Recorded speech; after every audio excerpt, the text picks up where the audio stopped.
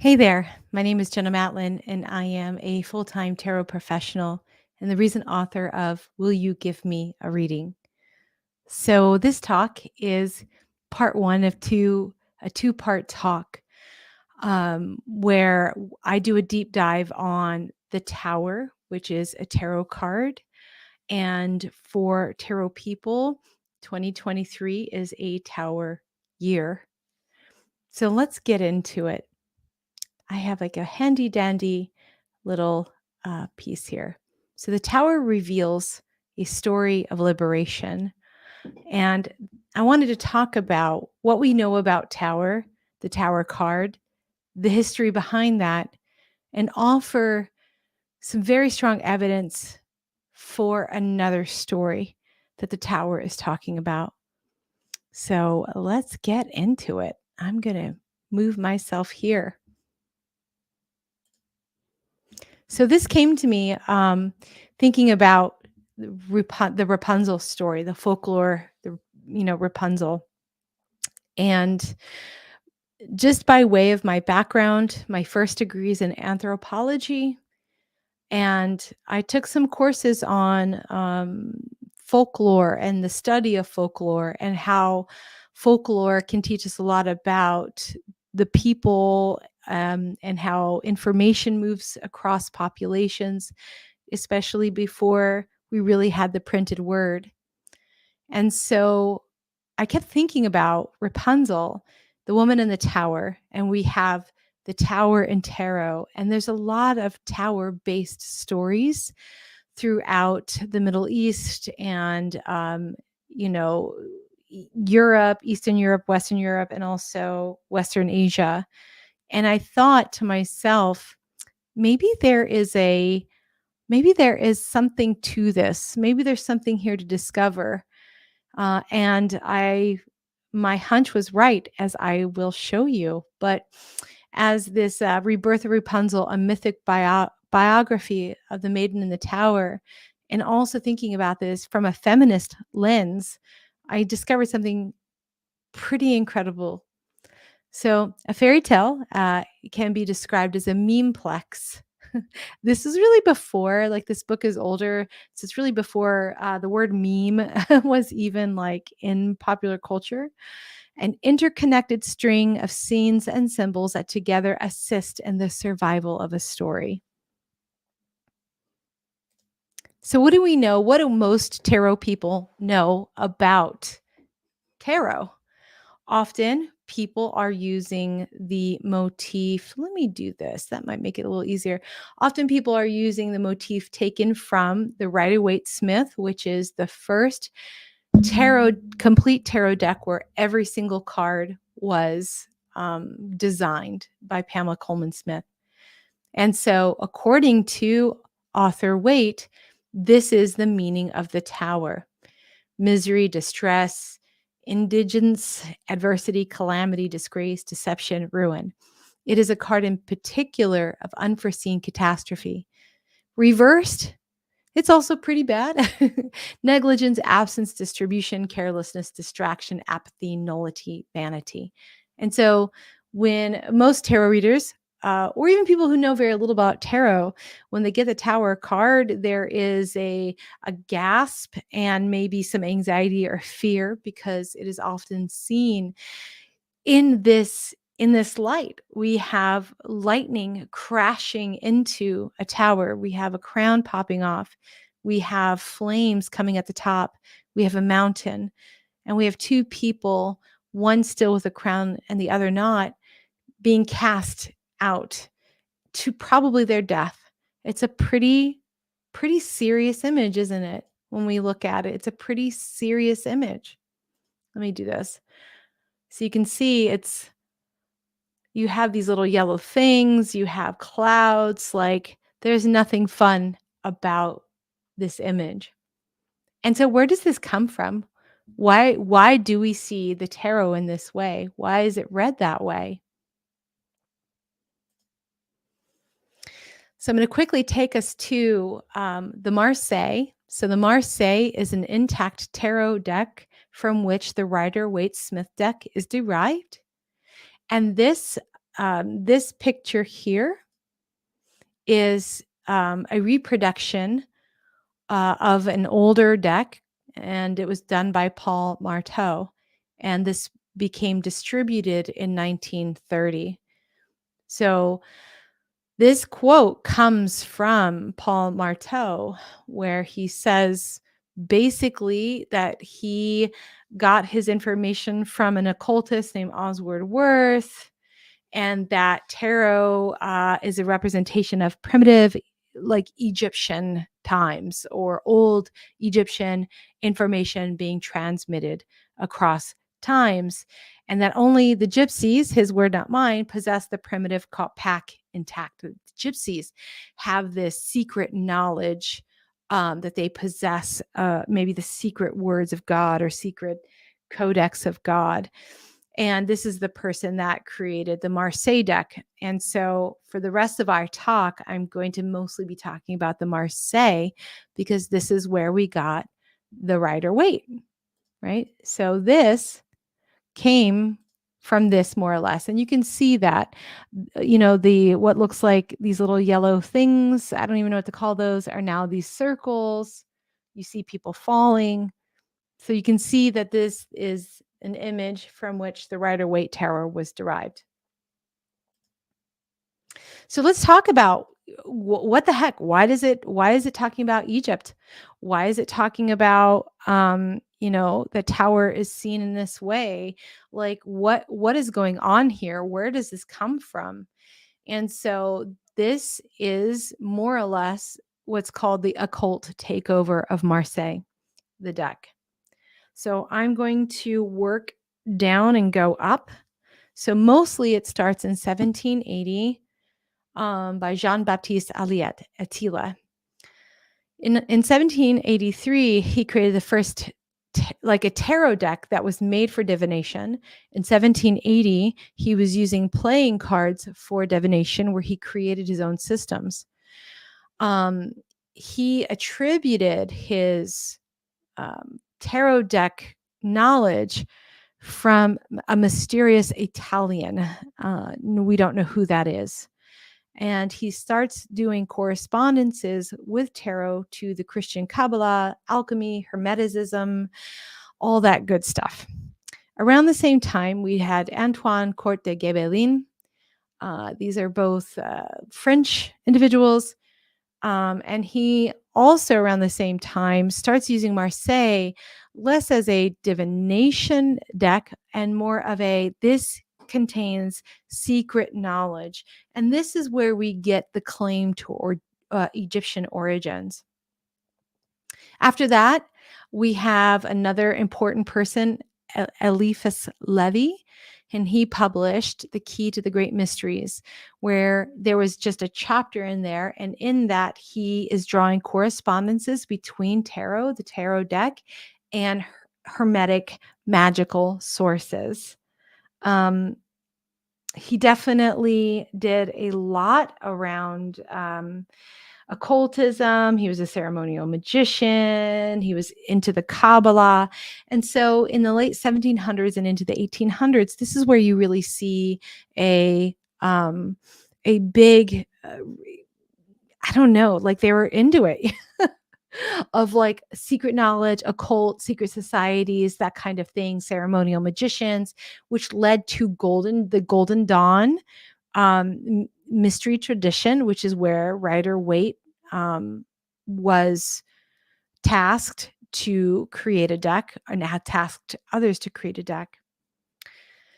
So then he went to Gerard Encus in 1882, who many people know as Papus, and he published Tarot of the Bohemians. Well, Bohemian is word for gypsy. That was the word they used at the time. And Arthur Waite translated this into English from French, but he made occultism very popular in the time of the late 1800s. He also put together tarot and Hermetic stuff, Kabbalistic stuff, Golden Dawn. He claims, he got his influence from, Eliphas Levi. And then finally, we have Oswald Wirth, who published the 22 Arcanes of Kabbalistic Tarot.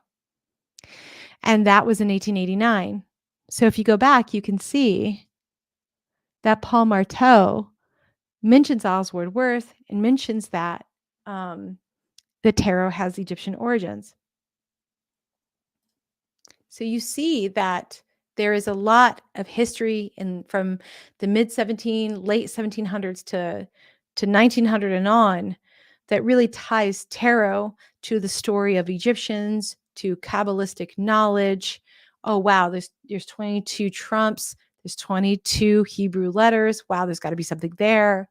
And to magical ceremonial correspondences.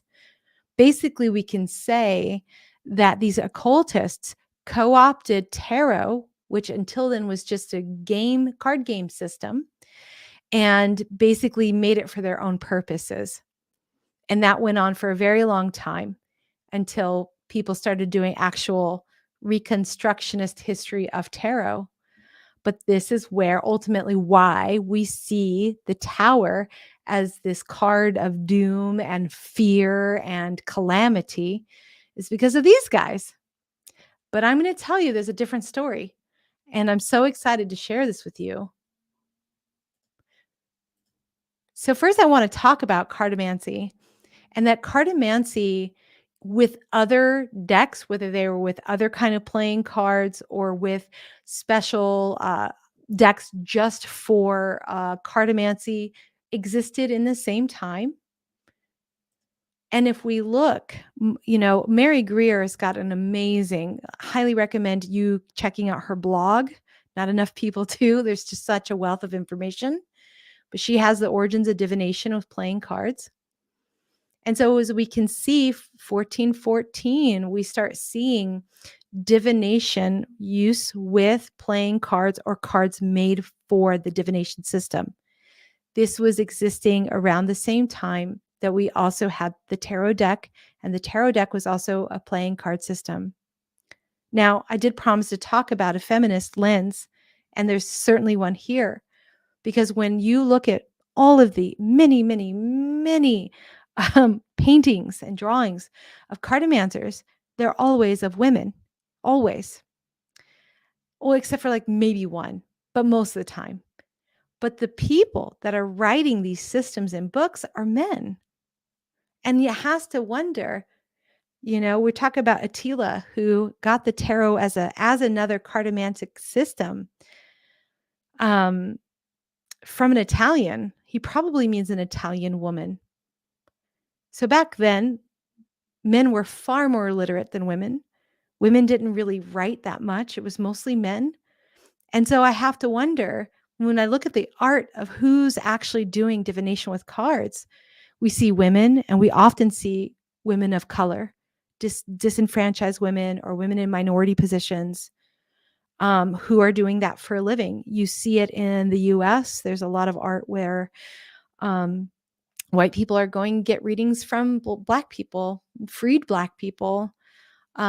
We see that in Brooklyn, there's all these old, beautiful, like advertisings of Jewish women who invited people to get their fortunes read in their kitchens. We also have the quote unquote, the Roma, or the gypsies as they called them. So cards as divination have always been the purview of the disenfranchised. Yet the people writing about them were white men. And I think that's something to consider as we're looking at the history of tarot. So when we go back and we talk about what the heck is, the occult takeover. Now, if it wasn't for the occult takeover of Marseille, which gave us the Rider-Waite-Smith, and none of us today would even know what tarot is. So on some level, we have to thank them for that. But it is these dudes with maybe, a lot of education, a lot of time, and privilege on their hands to be creating all of these structures in place that did not exist before. And also on the backs of those who were often illiterate or unable to write the books. So we definitely, I think it's a good idea to think and consider, where did they get that information from? And when we look at the paintings, we know who they got it from. We got it from these ladies. This painting is from 1508.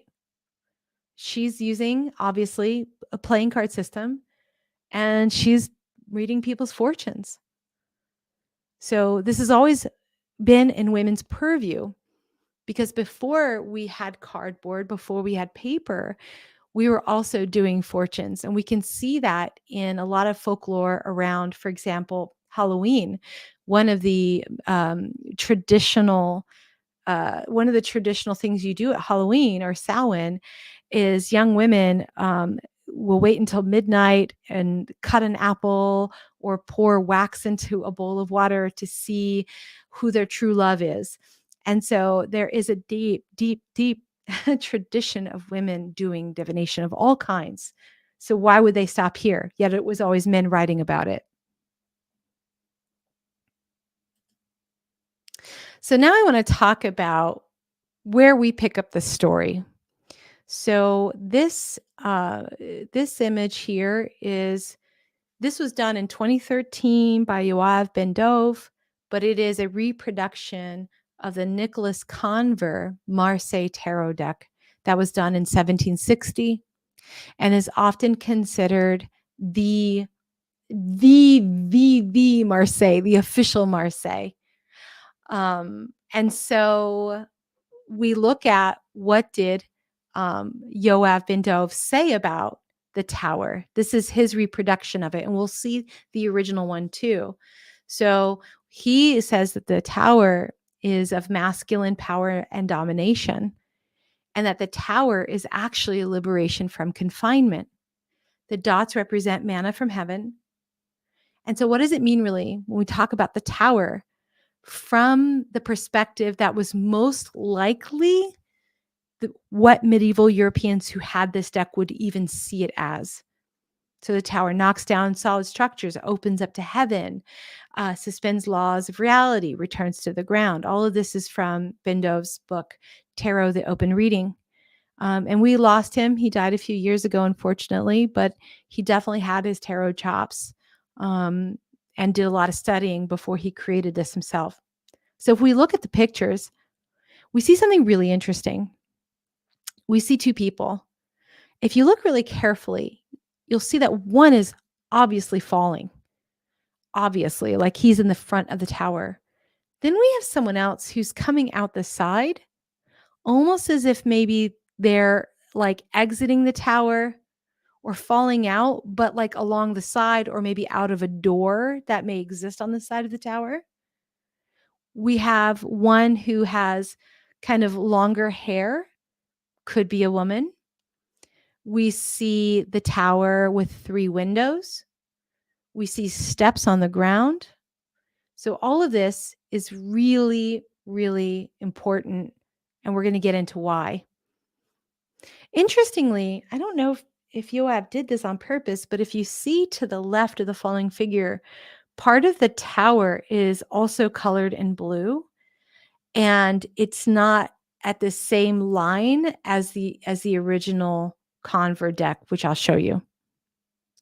So when I started to think about Rapunzel, the story of Rapunzel and the story of the tower, I came across a really important story that was huge in medieval Europe at the time. And that is the story of St. Barbara. And I made a guess that I think the tower is actually about St. Barbara. And on all the books I've read about this, and trust me, I've been going through them all to do this research, Yoav is the only other author who has also made this connection. Here's St. Barbara. So St. Barbara was a big deal, big, big, big deal as far as saints go in the 1300s and 1400s. She was considered an important holy helper during the Black Plague. She was one of 3 other virgin martyrs. We can see that there were litanies made to her. There's one in German and then the English translation. She was the patron saint against fever and sudden death, against lightning and fire, and against sudden and violent death at work. She's the patron of builders, artillerymen, miners. This woman gets around. And I think she is actually the story of the tower. Her story is the prototype for Rapunzel. And I've seen that in a few other very well regarded sources. So her story in a nutshell is in the 400s, out of, I believe it was Lebanon. Her dad was a very rich pagan. Maybe he was even a king. And he put his daughter in a tower to protect her. And he loved her. And he would leave town a lot. And so what would happen is um, she, at some point while she was in the tower, converted to Christianity. And then he came back and was angry. And then he kept her in the tower some more. I am broadly recanting this story. And there's a lot of versions of it. But this is basically the gist.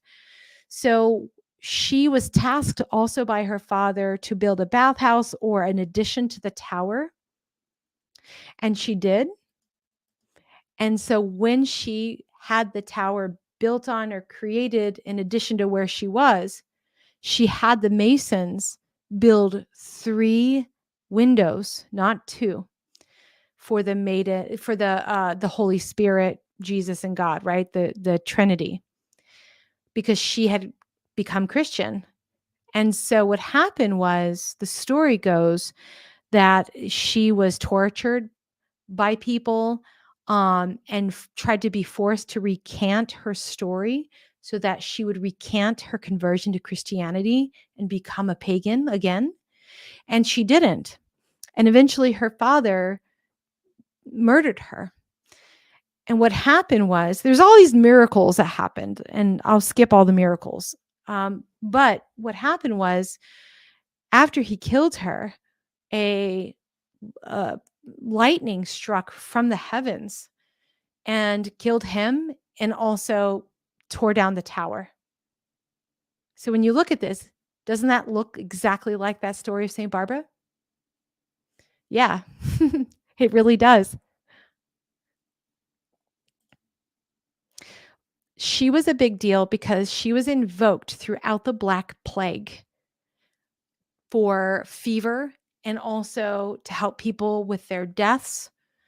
She was a big deal, and was kind of a popular figure at the time. And we see that and know that because she's everywhere. Like, Santa Barbara in California, it's named after her. The word barbiturates comes from Saint Barbara. She is the patron saint of many military throughout Europe and the US. She's widespread. And in fact, she's also used in the Caribbean with Yoruba traditions. And she's a stand-in for Shango, who is a god of lightning. And so St. Barbara was a big deal. So how would someone like St. Barbara even land on a tarot card, right? Like, how did that happen?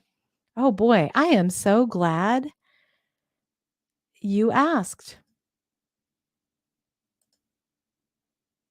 So wait, before we get there, sorry, I'm skipping ahead in my head. I also want to introduce you to the Minchiati.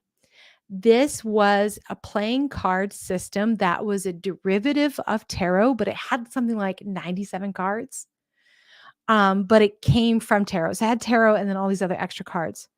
This deck, Carte Leon and the Carte di Etruria, they were created in Florence in 1725. And here's the tower, right? Here's the tower also in those decks. And if you look, it looks pretty amazing, doesn't it? It really looks like there's a woman who's running from a man trying to grab her, while fire from the sun touches the tower.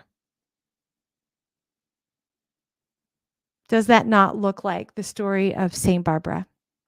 I would say yes. So in tarot, you have the tower, which is sometimes called the house of God and sometimes called the house of the devil. Now, oftentimes the tower is attributed to the Bible story. Um, what is it? Oh my gosh, Babel, the Tower of Babel. And so that's also where you see some of the kind of the interpretations of the tower. But I don't think so.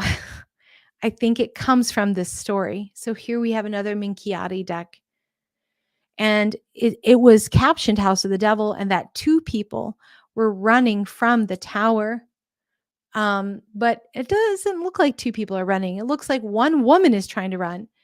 And there's a man who's grabbed her hair and is trying to pull her back or control her. And so again, we see this Saint Barbara story being repurposed and being shown over and over and over again. So the house of the devil, is that the house of the father, the tower, because he was a pagan? Could be.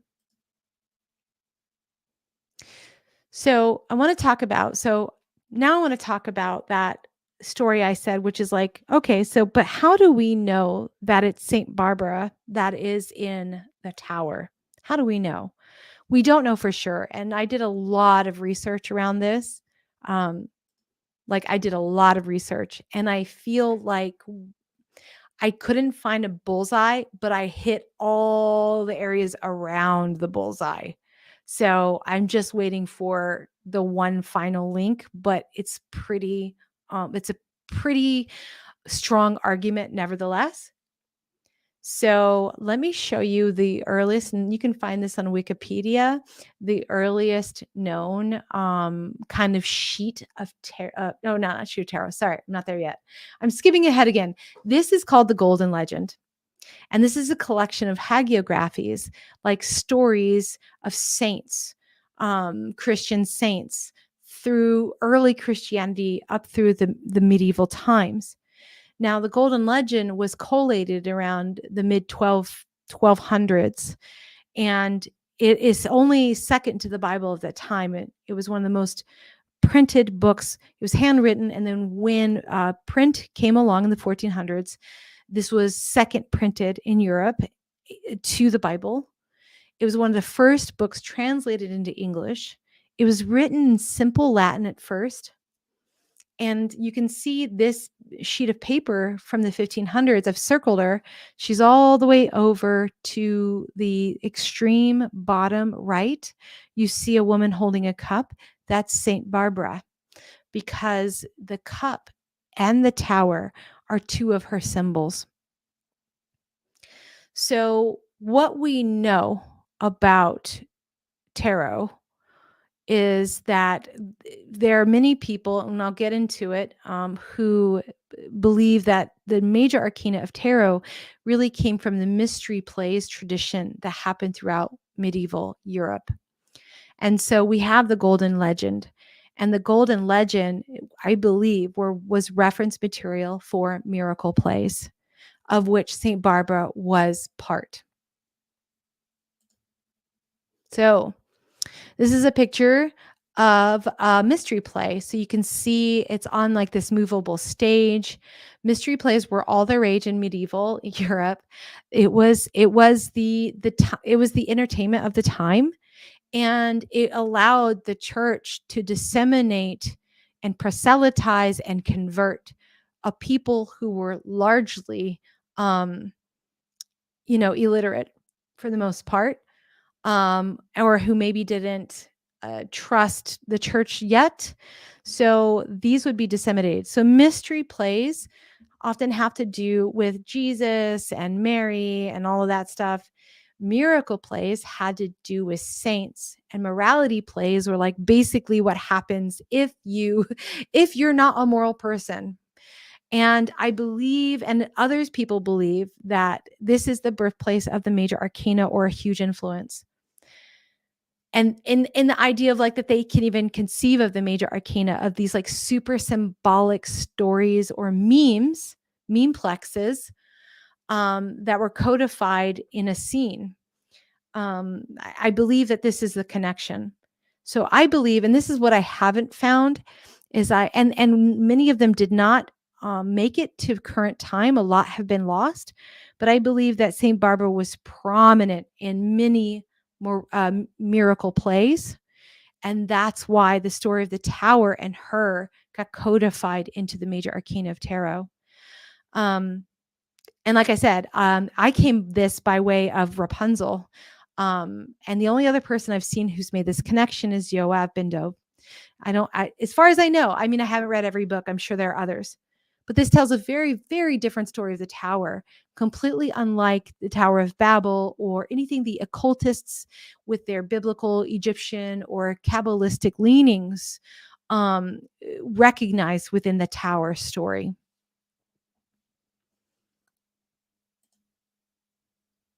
So let's talk about, so we're going to look at the tower just a little bit more. So what we have here is a restoration of the Dodal Marseille from 1701, and this was done by Jean-Claude Flournoy. And this is what he writes about it: the fundamental unifying experience depicted by the house of God. See, now we see the house of God. Sometimes it's called the lightning, the house of lightning. And there have been variations. And there's far more to this story than I can possibly share. I'm trying to make it as succinct as possible. So to prove my point here, y'all. So we have the fundamental unifying experience depicted by the house of God, opens the way to the phase of mastery, the sun, the moon, star, moon, sun, and judgment. So that the tower was really a threshold point to mastery, construction of the energetic body, the masterpiece, the end of fear, heart to heart transmission.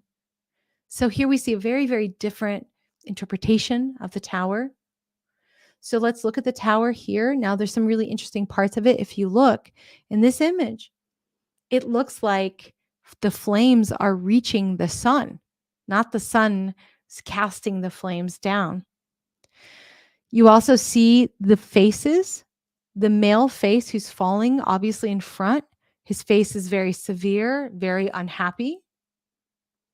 And then we have that side person who doesn't look like she's falling. And her eyes are open, she's calm, and she's reaching for a plant. And Les Maisons Dieu, right? The house of God. And again, we see the three windows, which depict the divinity or the Trinity. Am I saying that right? And the circles, which are surmised as manna, and then we see the footprints, which is like the footprints to God. So the tower and the story of the tower is really the story of a woman's liberation from the patriarchy of her dad and her piety to God, and also about her leaving her body and becoming a saint, her becoming her energetic body. And it is the transmission of the phase of mastery. So we've been able to determine that Saint Barbara was all over the place in medieval. She was a very popular saint. She's in the Golden Legend, which formed the basis of many miracle plays, from which we understand a lot of the major arcana were at least influenced by at the time.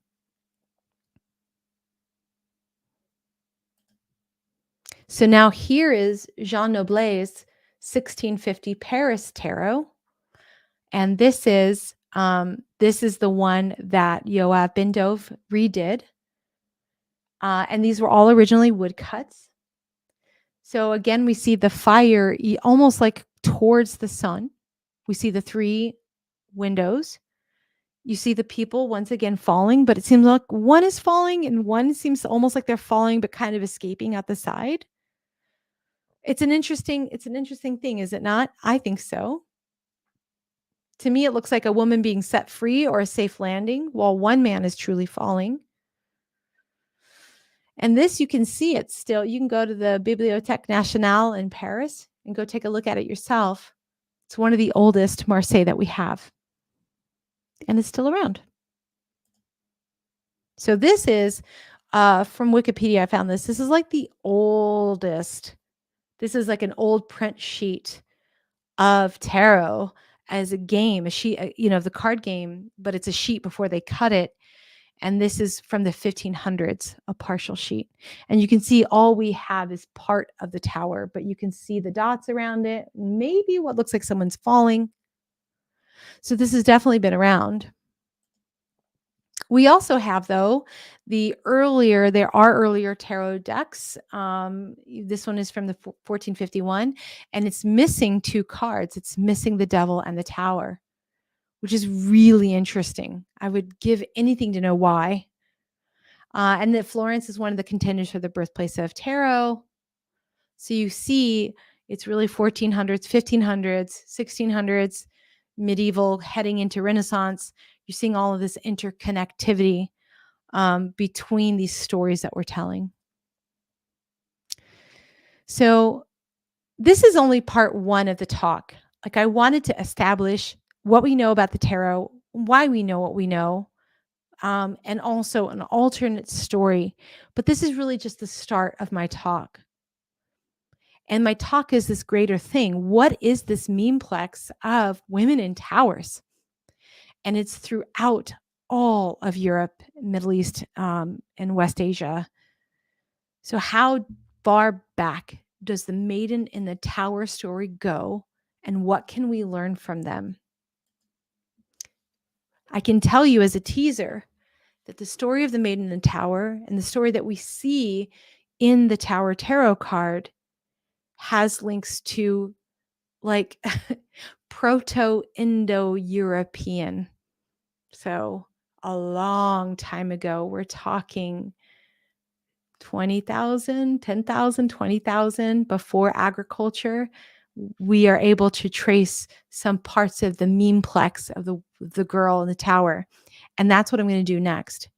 So it's interesting to me that we see the tarot through the lens of about 150 years worth of occultists who saw the tower through the lens of the Tower of Babel, of calamity, destruction, your ego. But there's another story that emerges, and the story is ancient, and the story is very, very different. And it's one of female liberation from male control in all different kinds of ways. So St. Barbara harks back to many other stories that I'm going to share with you next time. But that's all I have for you today. And I hope that I've been able to, I don't know, like, fire you up for seeing the tower in a different way than you may have before. So once again, I'm Jenna Malley. I'm going to go, and it may be another week or two before I do part two, because it's a lot of research and a lot of compilation. So yeah, have fun, and I'll see you in a couple weeks for part two. Bye.